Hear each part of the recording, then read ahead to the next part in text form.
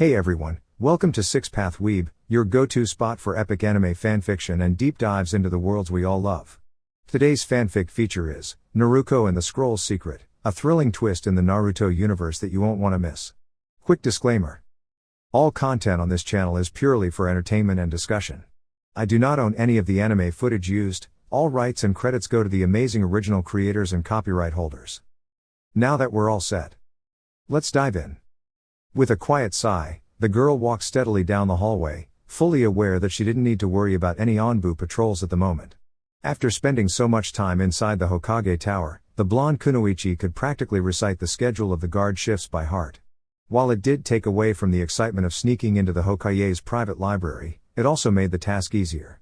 Naruko had spent plenty of nights tucked away in that very room before being assigned her apartment. It had been a while since then, though, perhaps the layout had changed? Door's still in the same place. Is it the same lock? She murmured to herself, crouching down. Yep, same one. Seriously, Mizuki-sensei made it sound like this would be a challenge. Was she just exaggerating? With practiced ease, Naruko picked the lock, her hands working automatically from years of sneaking into places she probably wasn't supposed to be. Of course, the old Hokage hadn't given her a key, but he had allowed her to stay there from time to time. That permission had spared her from more than a few sleepless nights. 2 taps here. 5 taps there. And one final click. The lock popped open with a satisfying sound. Naruko removed the pick from the keyhole and gently opened the door, stepping inside without closing it behind her. She knew the Onbu would still be mid-shift, and the Hokage wouldn't be returning until morning. Still, a small, nagging feeling tugged at the back of her mind. Miss Naruko? What are you doing here so late at night? I hope everything at your home is all right. The familiar voice startled her enough that she nearly leapt out of her bright orange jumpsuit. She didn't, of course, but the surprise was enough to make her jump a few inches. Turning around quickly, she recognized the voice's owner. With a sheepish grin, Naruko replied, "Nope, everything's fine. I just miss this place. Nothing beats the smell of old books and scrolls, right?" The cheerful tone was a bit forced, but it was a familiar mask that she wore well, so well that it was hard even for her to tell if she meant it. The third Hokage, Sarutobi Hiruzen, tilted his head slightly, unconvinced. He clearly remembered a younger Naruko once complaining that the library smelled like dust and paper. Raising a brow at the now 13-year-old kunoichi, he said, "Is that so?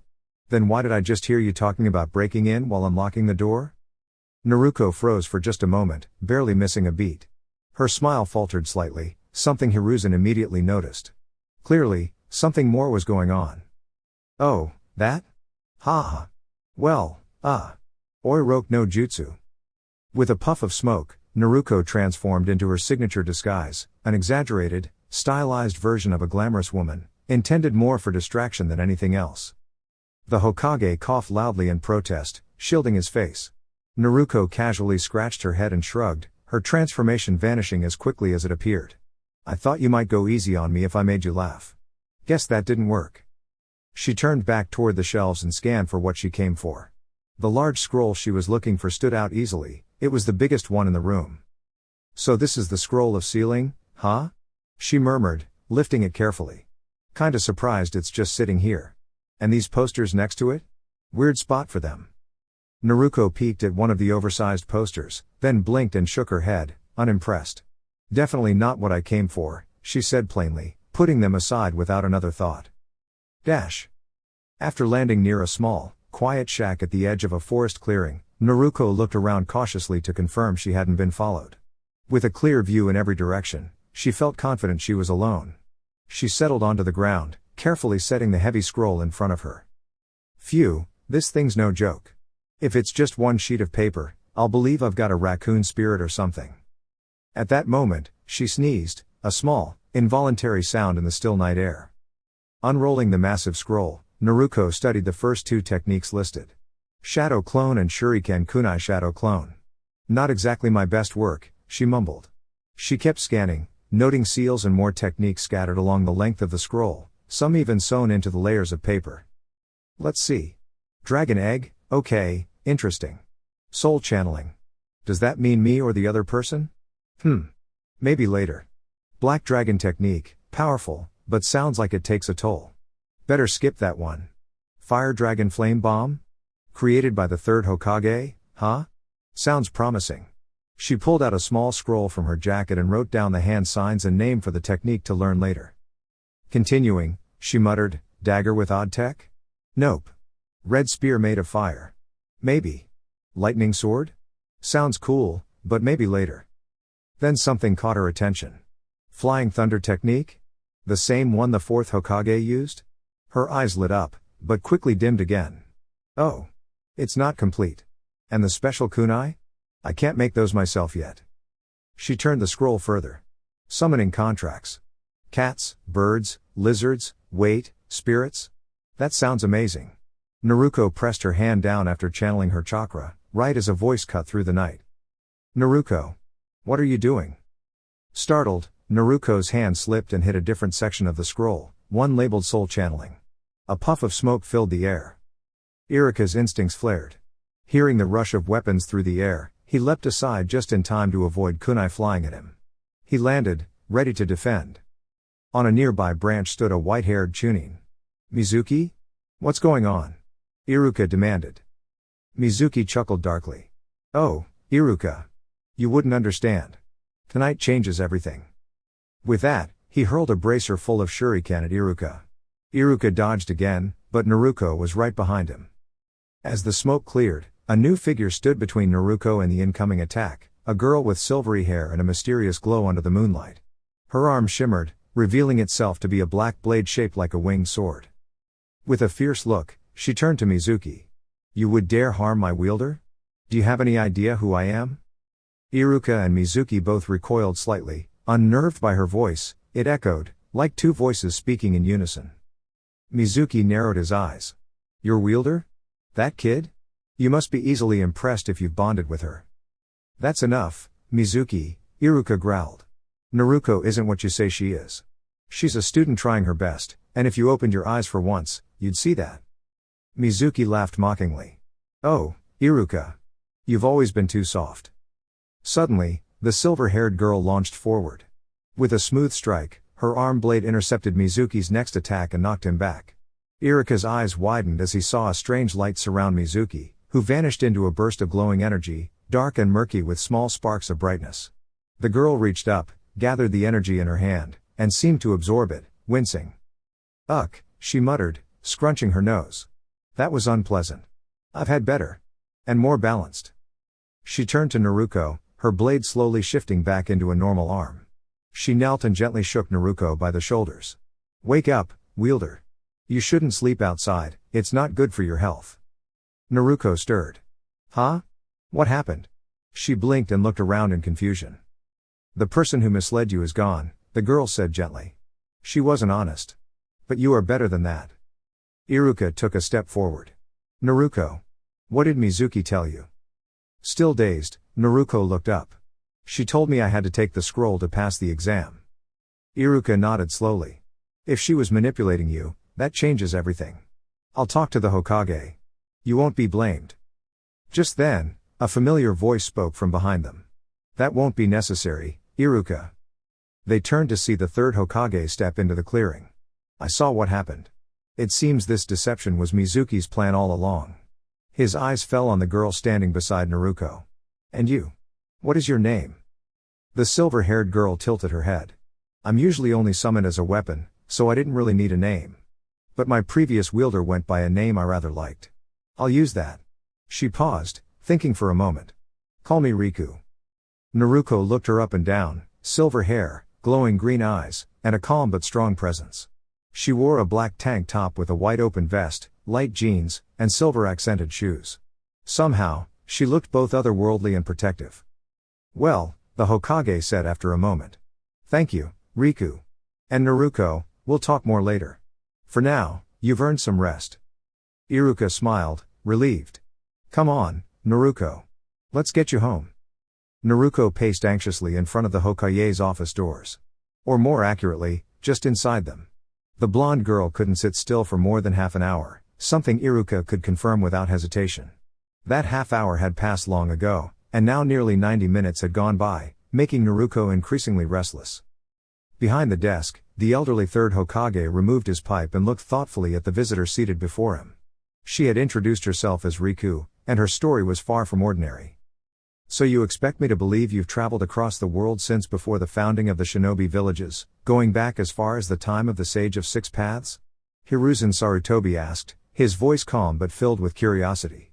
If you hadn't demonstrated the ability to transform your body into a weapon, I'd find it quite hard to accept. But humor me again, how exactly did this conflict of yours come to an end? Riku exhaled, adjusting her posture in the chair, preparing to recount her tale once more. Before she could begin, however, Naruko stepped up beside her with a familiar impatience. Come on, Gramps, we already heard this part once, Naruko said with a frown. She had 3 wielders. 2 weren't very nice, and the last one gave everything she had to stop some big threat, something about a person named Sora, and then there was this huge explosion that sent Riku here. I forget where she came from, though.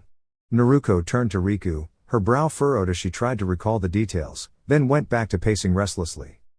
Riku raised an eyebrow at the girl's blunt summary and the casual way she addressed the Hokage, who appeared to be the leader of this village that reminded her more of a small city. The final battle took place on Destiny Islands, Riku explained. My last wielder and her friend Sora were facing a powerful adversary named Xehanort. Sora wielded a legendary weapon called the X-Blade, and my previous wielder, also named Riku, used me in my most advanced form, which was then called Void Gear. In the end, Sora was able to draw strength from Kingdom Hearts itself and surpass Xehanort. Though Riku couldn't match Xehanort alone, together with Sora, they managed to make him use his final technique. That event ended the fight and caused a surge of energy that sent me through the space between worlds. I ended up here, in a weakened state known as Soul Eater. I was nearly taken by someone filled with darkness, but I escaped and eventually reverted to this form. After some time, I found myself in Naruko's hands during a moment of danger. I helped defend her, and the rest is recent history. The third Hokage listened carefully, nodding as Riku concluded her account.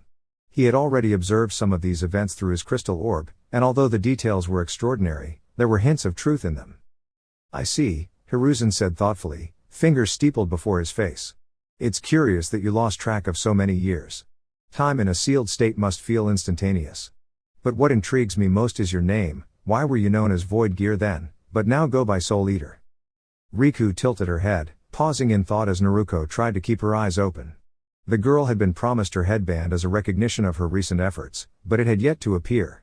Iruka, standing nearby, had been vocal about how unfairly Naruko had been treated by her previous instructors.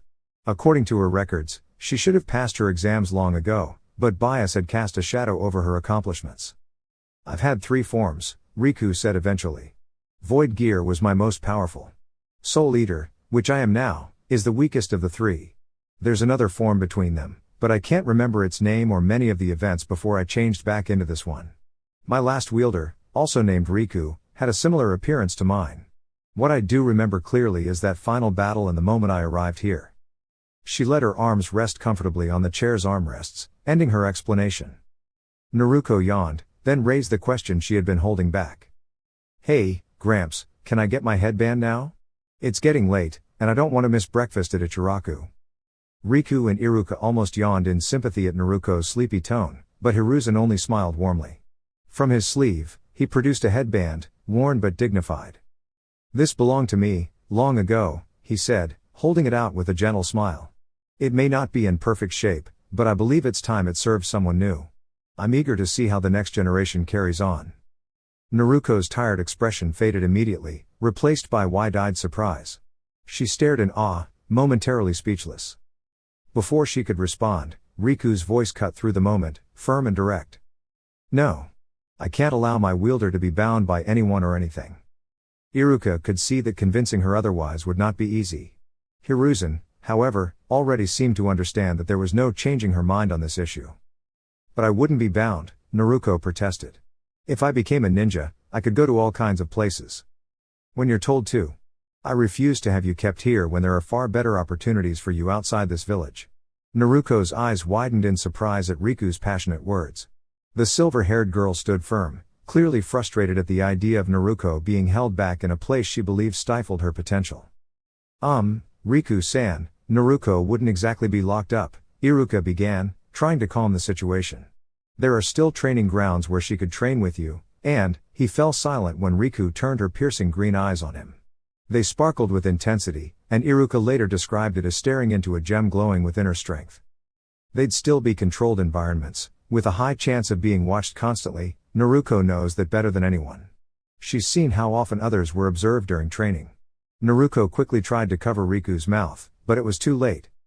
Iruka blinked at Naruko in surprise, while a nearby bug buzzed close, only to be waved away. Hiruzen raised an eyebrow.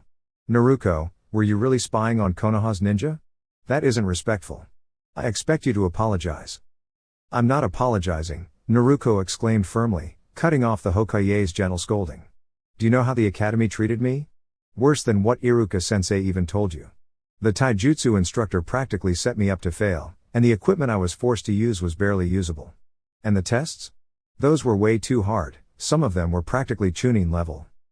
Naruko pulled her hand away from Riku's mouth after Riku, having been quiet for a moment, playfully licked her palm.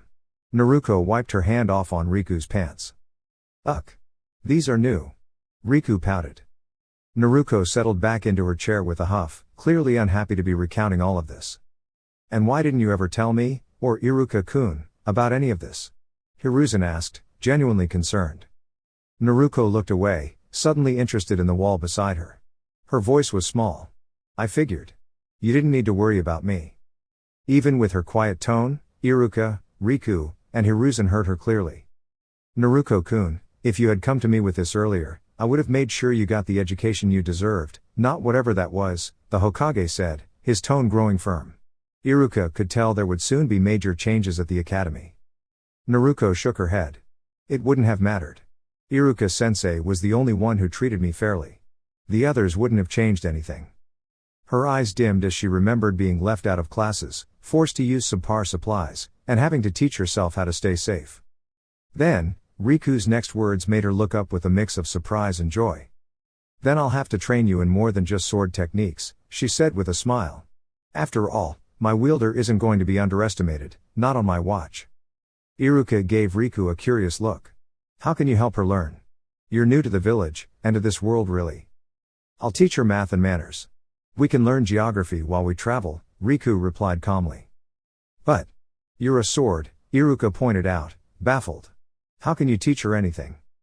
Riku glared at him, then raised her hand and summoned a soft, white flame.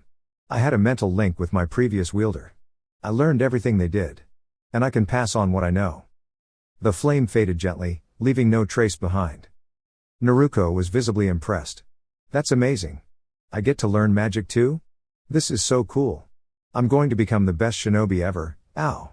Riku had lightly tapped the back of Naruko's head. No. You're not becoming a shinobi, Riku reminded her sternly. Naruko grumbled as Hiruzen rubbed his chin thoughtfully.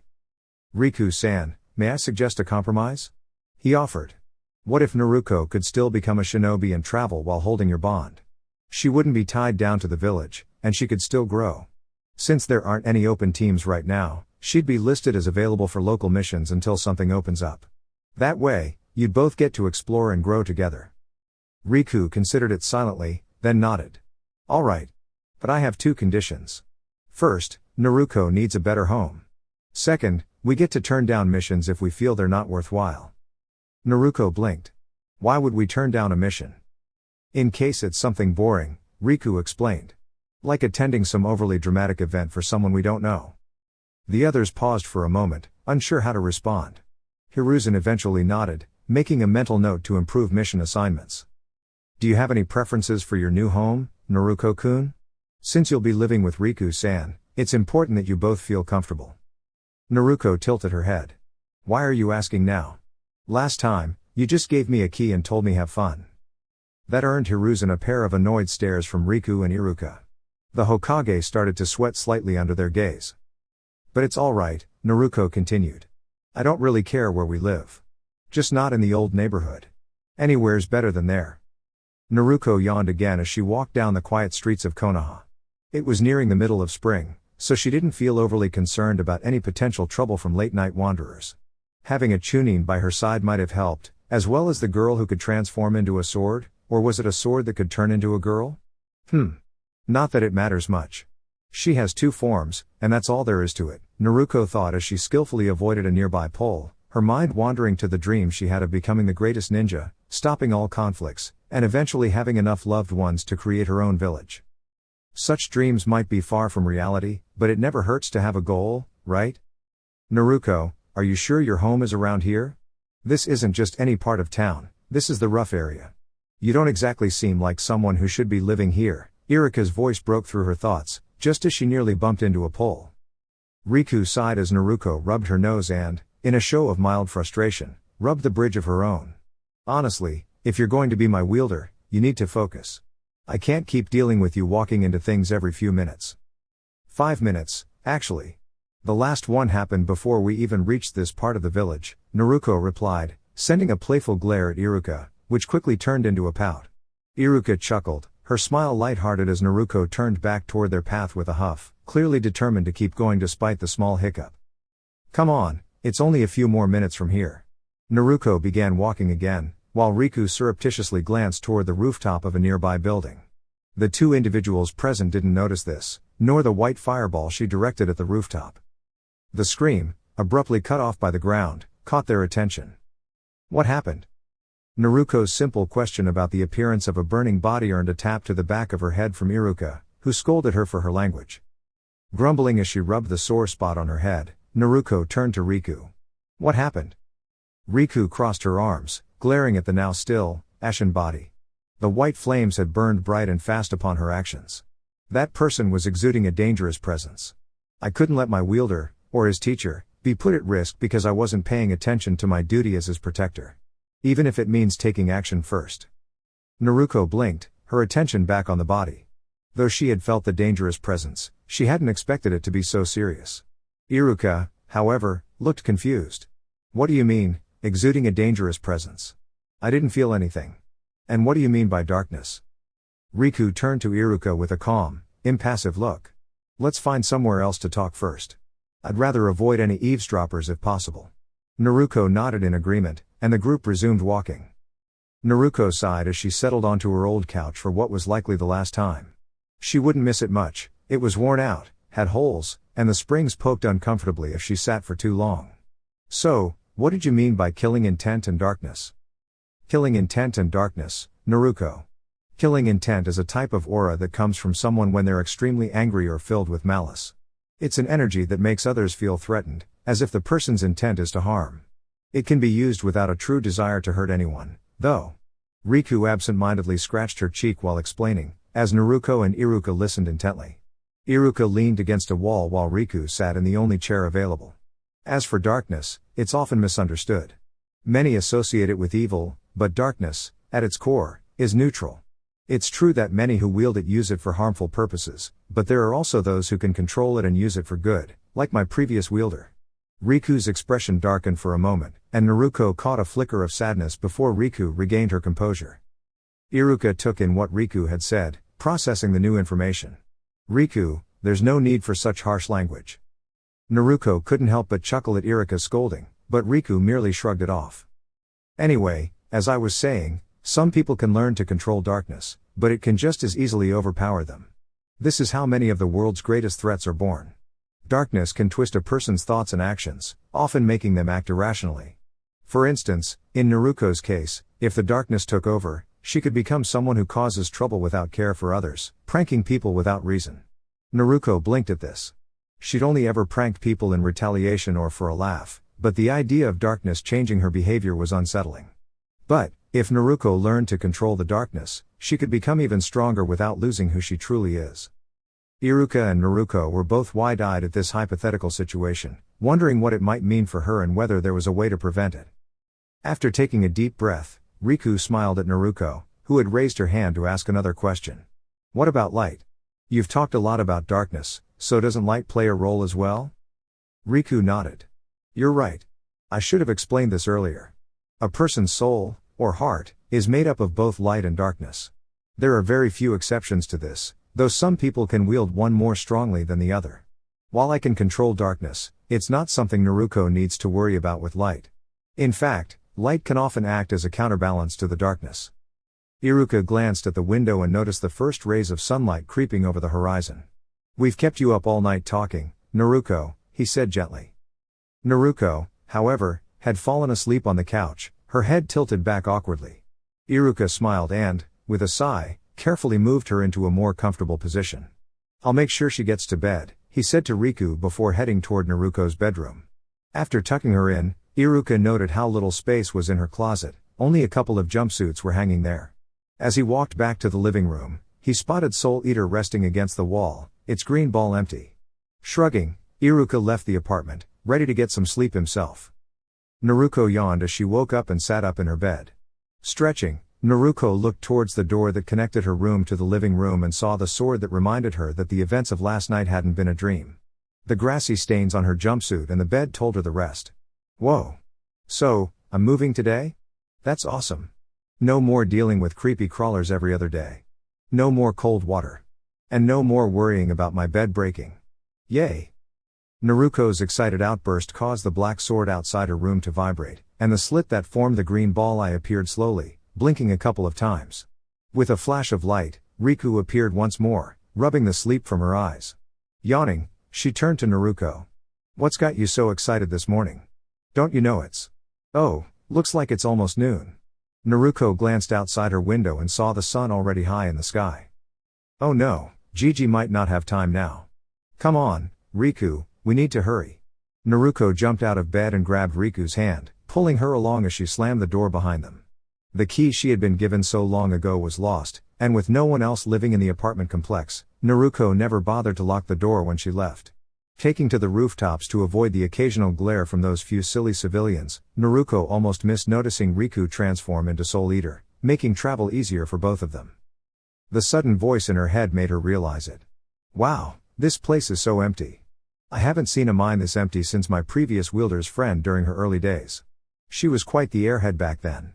Naruko glanced at Soul Eater in her right hand, a little curious. Oh? Do you like me more like this than when I'm in human form?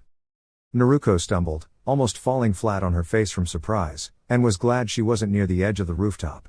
Laughter echoed in her mind. I'm just teasing you, Naruko, no need to answer that. Naruko dusted herself off, stood up, and continued jumping toward the Hokage tower. She was curious about something, but it slipped out of her mind as quickly as it came. Shrugging, she dropped down from the rooftop near the wall surrounding the Hokage tower and started walking inside.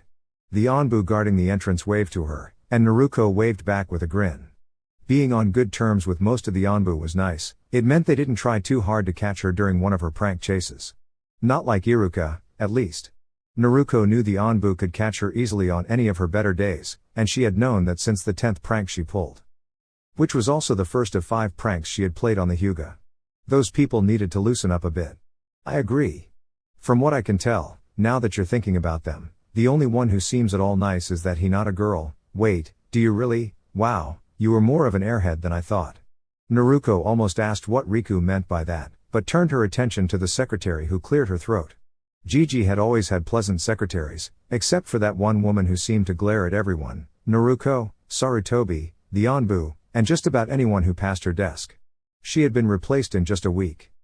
Naruko waved at the secretary, but noticed her eyes were fixed on something in the direction of. Oh, don't worry, Takeba-san, this isn't an assassination attempt. I just forgot to ask her to change back when we got here. The brunette secretary raised an eyebrow and opened her mouth to ask why Naruko mentioned her, but a flash of light from the black sword in Naruko's hand signaled Riku's transformation back to her human form. Riku stood next to Naruko, nodding at the secretary. You can go in now, Uzumaki-san. He's been expecting you and your friend for a while now. Naruko rubbed the back of her head sheepishly, giving a smile before walking into the Hokage's office. Riku followed her and gave a polite bow to the secretary before entering as well. Hiruzen greeted Naruko with a nod, and she waved back with a grin, noticing the other occupant in the room. This is my new tenant? You should have mentioned this sooner, Hokage-sama, Naruko said excitedly, preparing for the usual scowl from the red-haired woman sitting on the couch. To her surprise, the woman's frustrated expression was directed at the Hokage instead of her. Of course, you're welcome to my penthouse. Naruko blinked. Penthouse? Why does that sound suspicious? Riku chuckled softly and nudged Naruko towards one of the chairs in front of the Hokage's desk, sitting down beside the redhead herself. As Naruko seated herself, she glanced at Hiruzen, still confused. Hiruzen chuckled lightly and waved his hand. It's just the term for the top level of a building, and it's usually the most expensive. Kirho-san, however, wants to offer you a discount since you've chosen to pursue the shinobi occupation. The redhead nodded in confirmation, and Naruko turned to look at her. Like the secretary outside, Kirho-san was quite pretty, though her hair was styled in waves that fell just above her waist, with a unique curl in front of her left shoulder. Noble was the word that came to mind as Kirho-san spoke in a calm tone. I offer all my shinobi tenants a discount on rent, but they have stricter rules than civilian tenants. The discount varies depending on rank. Since you're my first Shinon tenant in years, you'll get a larger discount than most shinobi tenants. However, since you're taking the penthouse, your rent will be equivalent to a Chunin's in a standard apartment. Riku raised an eyebrow at this, and Naruko voiced her question. Sarutobi explained, Kirho-san's apartment complex has a different pricing structure. The penthouse only costs twice as much as a regular apartment, rather than 5 times. Her clan has been a key supplier of arms, equipment, and other essentials to the village for as long as it's been around. They're also the second best blacksmiths in the village. Sarutobi ignored Kirho-san's mumbling about being the best blacksmiths if they could acquire that one particular business. In short, there's very little that Kirho-san cannot do. She also occasionally works as a landlady every couple of weeks. Naruko's wide-eyed stare made the old Hokage chuckle. After reviewing all the necessary documents and signing where needed, Naruko shook hands with Kirho Mitsuru and watched her leave. Sarutobi could have sworn he saw her walking away with an elegant sway, though Naruko didn't notice and Riku was still napping. Once the paperwork was done, Naruko's grin returned as she turned to Sarutobi. This is one of the best days I've ever had, Gigi. Thanks a lot. Sarutobi waved off her gratitude with a small smile. After waking Riku and explaining their plans for the day, Naruko grabbed Soul Eater and leapt out the window. Sarutobi almost called out to someone who wasn't there. Reaching a secluded training ground, Riku reappeared, taking her position across from Naruko. Alright, since we're training today, I'll go easy on you. But first, the training method, she raised her hand, engulfing it in white flames. This is going to focus on dodging.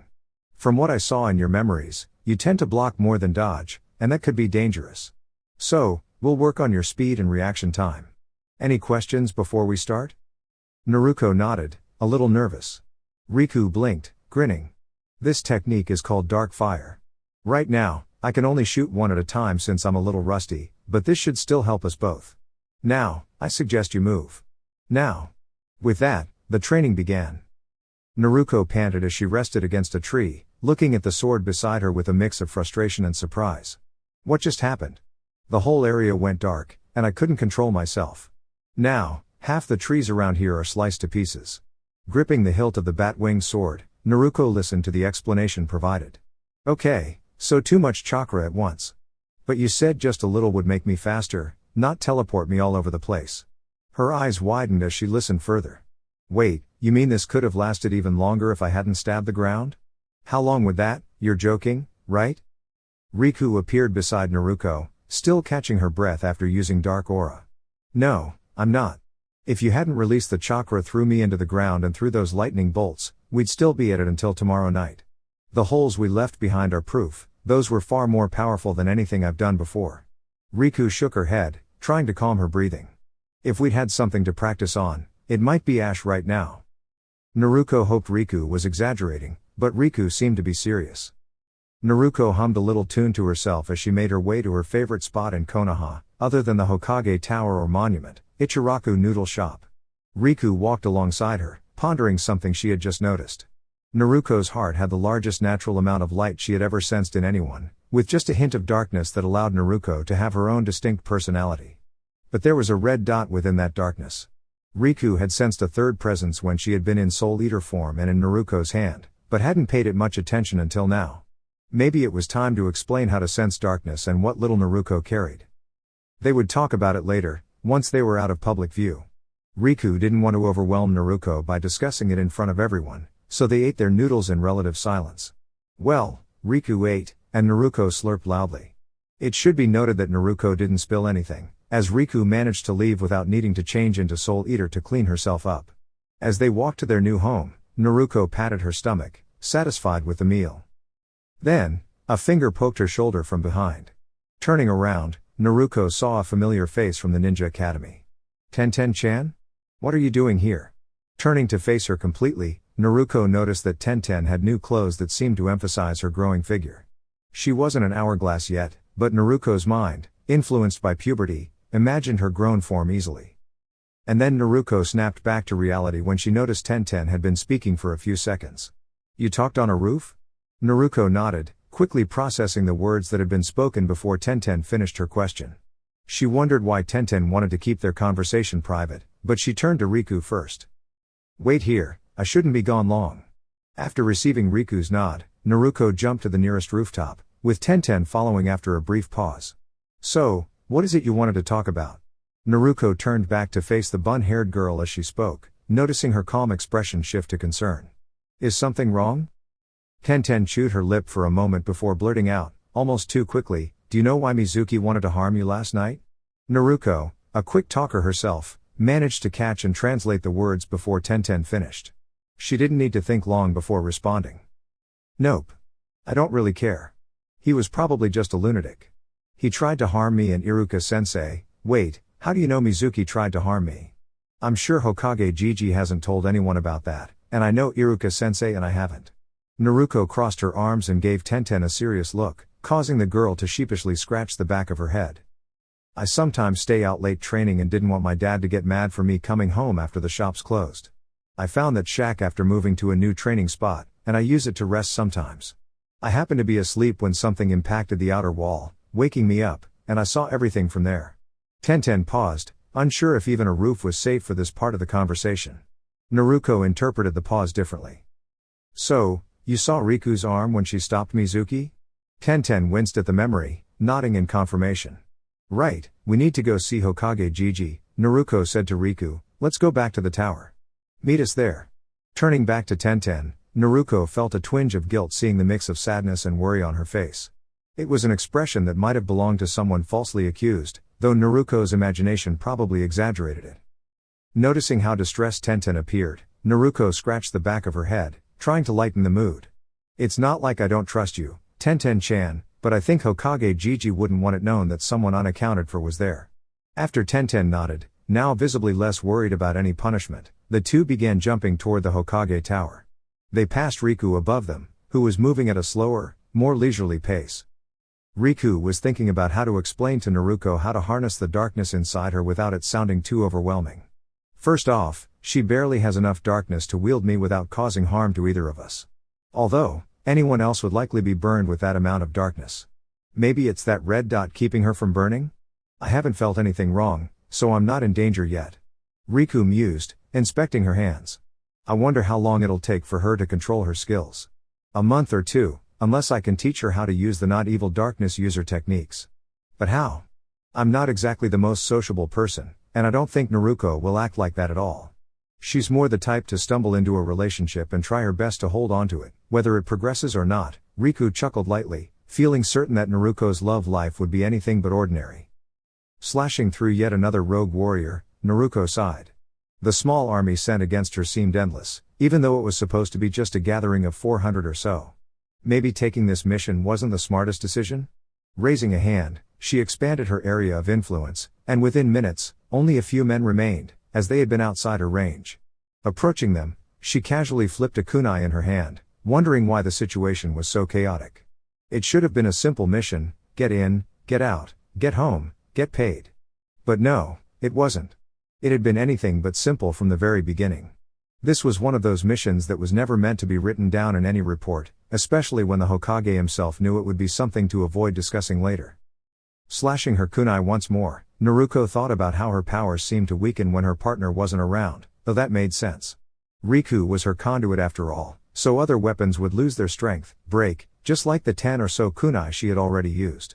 Another thought crossed her mind. Why am I so calm about all this? Sighing, Naruko walked toward the Konoha Ninja Academy, reflecting on how much teasing she would likely get for showing up when she was supposed to have failed. She carried her familiar sword on her back in a scabbard, avoiding any awkward stares from the civilians who had once seen her with the sword out in the open. She chuckled to herself as Riku voiced a thought in her head about why she was focusing on such a trivial detail instead of the fact that the Hokage had placed her into an already established team.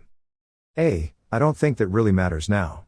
It's not like I'll be stuck with Sasuke and Sakura, right? Or that annoying Kakashi. Kami-sama, I really don't want to deal with him and his constant tardiness. And Sakura's endless complaining? Not for me. Naruko shook her head, not wanting to think about it. She had no interest in Sasuke, especially after Riku had encountered the boy the other day, just after Tenten had gotten an earful from the Hokage for failing to inform him she had been there, not that the Hokage hadn't already known, thanks to his crystal ball. Riku's impression of Sasuke was blunt. He needs to loosen up a bit. Naruko laughed at that, surprised by Riku's sense of humor. Moving on, she slid open the door to her soon-to-be former classroom and waved at Iruka-sensei, her grin widening as he returned the gesture. As she headed to her old seat, Naruko noticed she was quite early. Only Nara Shikamaru, Akimichi Choji, and Aburame Shino were already there. Leaning back in her seat with her feet on the underside of the desk, Naruko decided to take a nap while waiting. Shino, sitting in the upper right corner by the window, wondered why Naruko had joined the graduating students, considering she was supposed to have failed. However, as Naruko hadn't engaged in conversation, Shino simply adjusted his glasses and decided to leave her be. Iruka-sensei didn't seem to mind, so Shino figured there was no need to question it. Choji, sitting next to Shikamaru and munching on a muffin, appeared content. Most Akimichi clan members were early risers, except for Choji, who preferred his snack before fully starting his day. Shikamaru had learned this when he stayed over at Choji's place one night, waking up to his friend's mother frying food at dawn. Although Shikamaru was used to waking up early, he still found it a troublesome routine. Shikamaru didn't question Naruko's presence, figuring it would be too much of a bother to move his head from its comfortable resting spot. Why change positions if he was already comfortable? As time passed and Iruka continued preparing his speech, students began filing in, all looking at Naruko with curiosity. Only one student appeared pleased to see her but decided to just take a seat without disturbing the sleeping girl.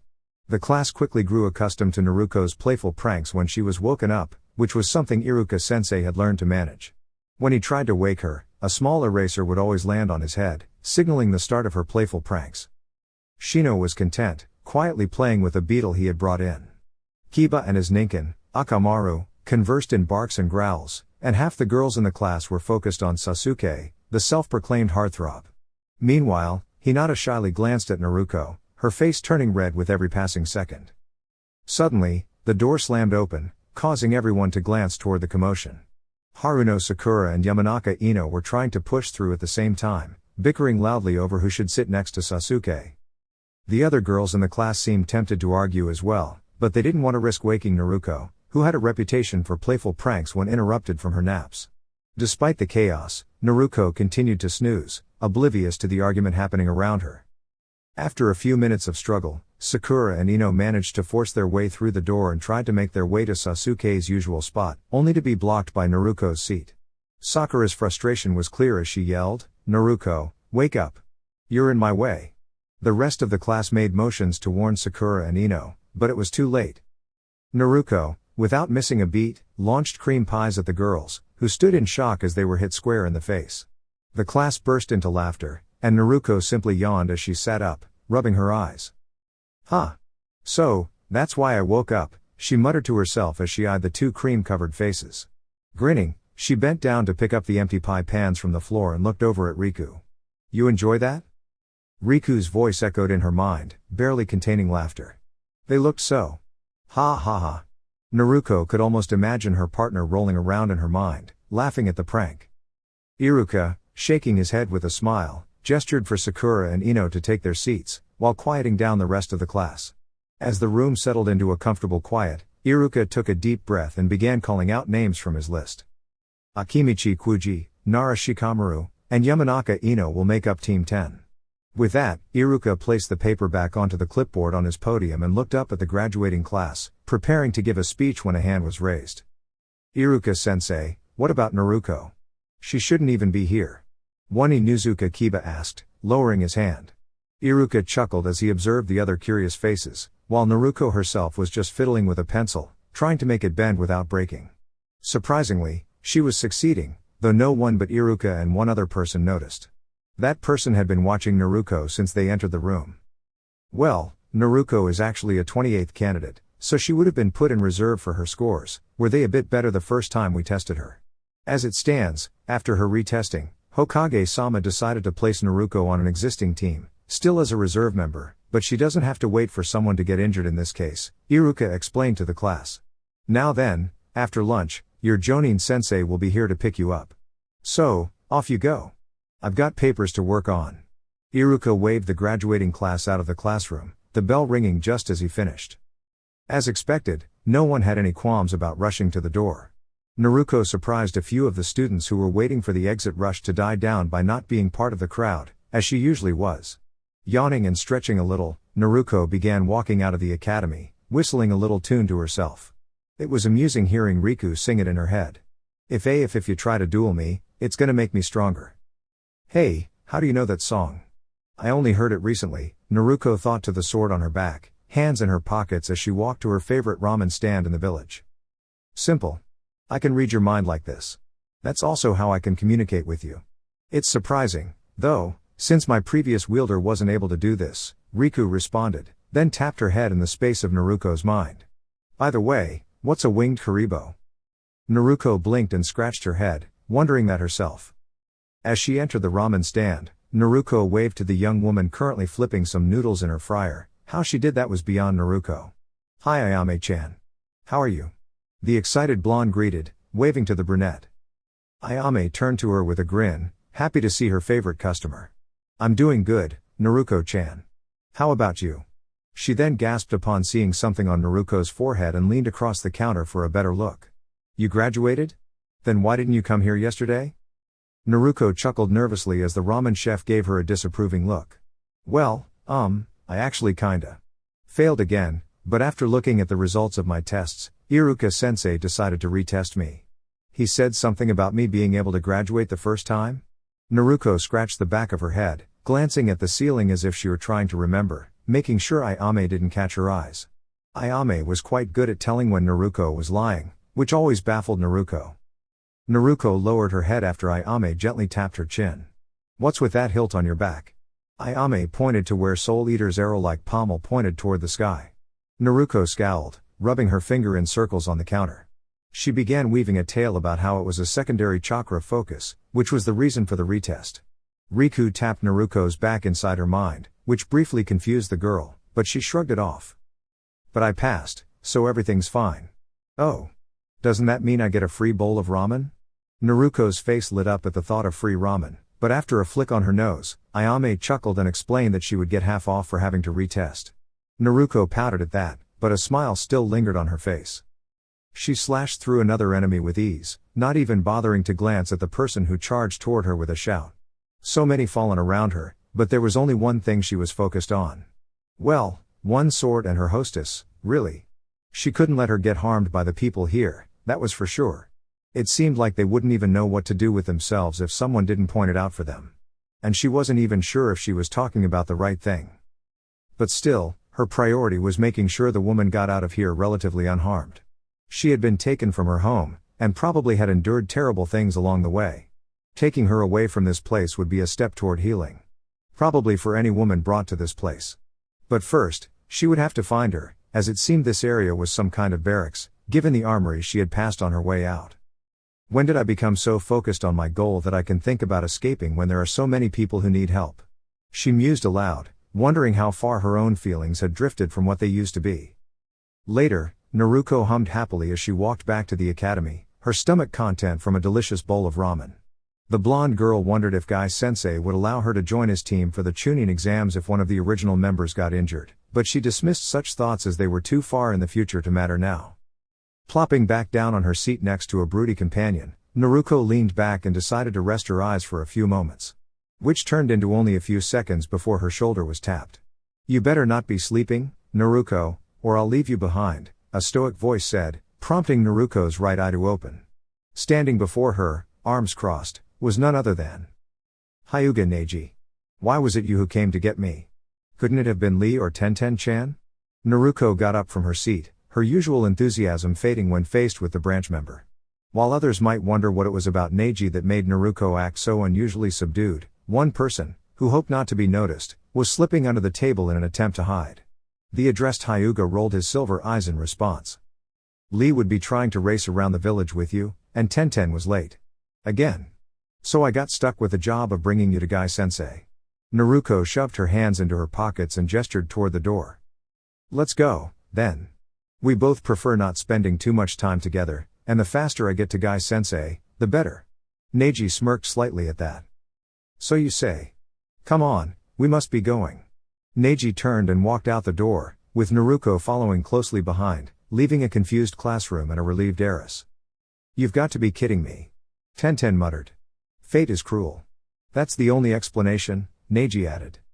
What were Tenten and Neji talking about? Well, Lee had calmed down quickly after his usual exuberance when he saw and immediately hugged Naruko, who poked a spot on Lee's back that almost made him burst into tears, like he did when he and Guy-sensei shared their usual sunset-themed genjutsu. That spot, it seemed, made Lee act subdued. Which, for him, was a big change. Naruko and Lee then began recounting how the past year had been for them both.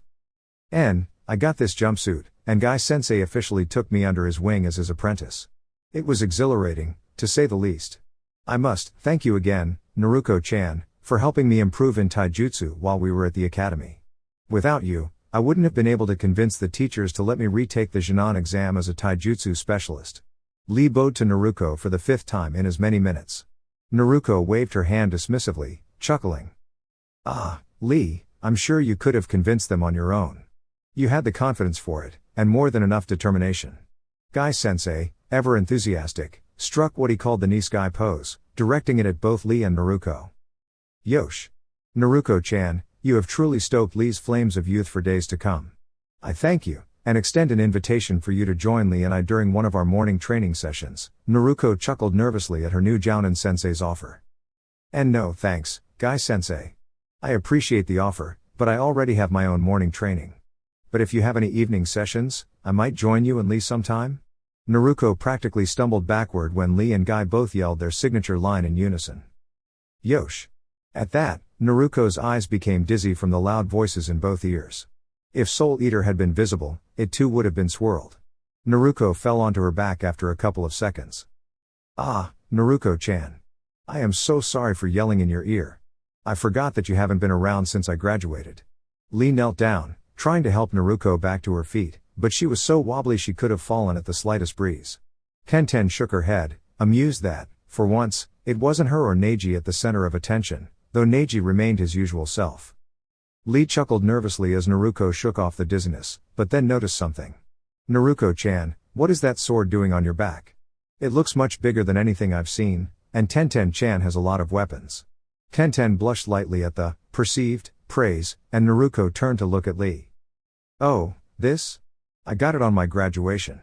Hokage Jiji wanted to give me a gift, so he gave me this. The lie passed through Naruko's lips smoothly, with not even Neji catching the slightest twitch of her middle toe. Meanwhile, Guy was looking the other way, pounding a training log with his bare fists. Lee blinked and nodded. I see. That was very kind of Hokage-sama. But I must ask, Naruko-chan, when did you become interested in swordsmanship? Naruko rubbed her nose, then explained honestly that she thought all weapon users were pretty cool. Except nunchaku and tonfa users. I don't really get how those would be useful in a fight. Those words were perhaps the worst choice she could have made. Guy and Tenten proceeded to show her exactly why those two types of weapons were so useful in combat. Dear YouTube family. And that's a wrap on part 1. Thank you so much for listening and being a part of this journey. If you enjoyed, don't forget to subscribe for more content. Love you all. 6 Path Weeb.